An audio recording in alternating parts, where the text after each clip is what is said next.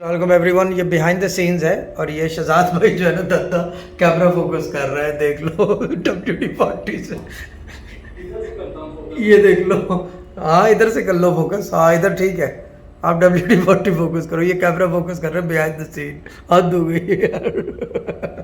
ये देखो ये देखो ये देखो गो ऑन लैंड, ये देखो WD-40 रख के। अच्छा WD-40 पता नहीं इन्होंने वहाँ क्यों रखा हुआ है, बाइक के अंदर डालते हैं या खुद लगाते हैं, क्या करते हैं पता नहीं।